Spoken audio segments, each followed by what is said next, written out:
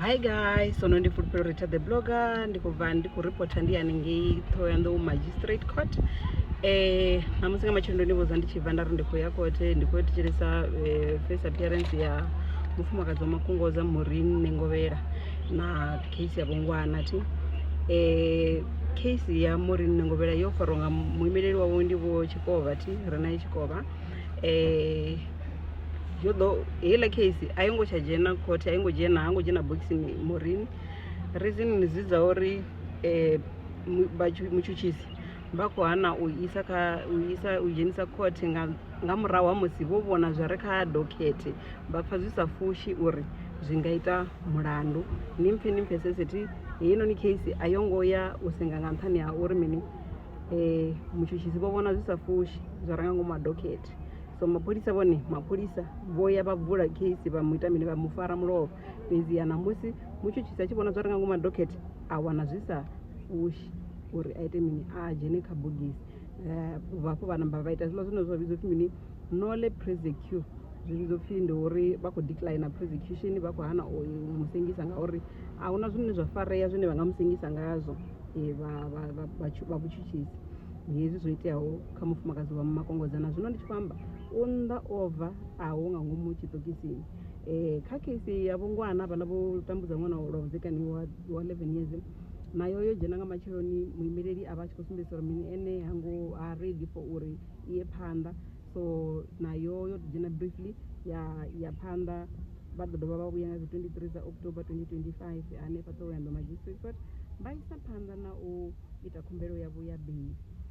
Huna dzimwe dzikesi dzendadzipa nawo ndobva ndisingori ndikodzera zone kufanana kesi yavo Piti vopiti navo voapiyara vachiapiyara aona mini muchuchisi ene akotiyo uvahone kakesi yavo haahonga icho chipinga ukamwe case ukamwe mulandu une ukatrial uyo mulandu azviambori avari unavailable ndingazo isongoro iyapanda application yavo Piti namosi pezi muimireri wavo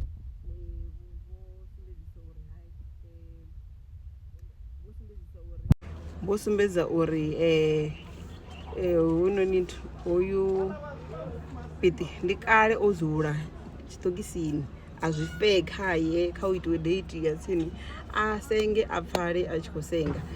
ndiafalani ndiapo uchita ndiapo achipa date yavo Piti ndisi 21 October zori vauye vade vaite bail yavo zvavhodi havana mumwe mulandu wenda upfa habail wo mulandu ni wamuna hoyu muna ochinya mwana wa 14 years ngajuni ofana wana uri mwana pregnant pezi zvonotodhinisa ngamanda kai case nzoro wo mwana upedza chikotritaula muna uri ndi muna wawe asi uri ndi otoripiwa zvezvo vomujia vomisa zvibadhera vakotoda kuterminate pregnancy na kuona DNA mwana oshava aya anenge hayani ahula muna RN ndi muna wawe pezi IO ori achizvipfa ori achitaruchedza asimbise uri hoyu ni muna asi uthoma achitambudzira vavuzekani vana vene apedza chikoro ndevafumakazi vawe nazvino richifamba una cases mbiri zine zakosenga mweya une kosenga regional court umndanga bail mara ori andanga bail adova hapo aisa panda noita minochipa mwana so ari ION ukuhana na bail yeyo so nayo hino ni case ikodo isapanda na utechelesiwa zi arguments from there akonofiori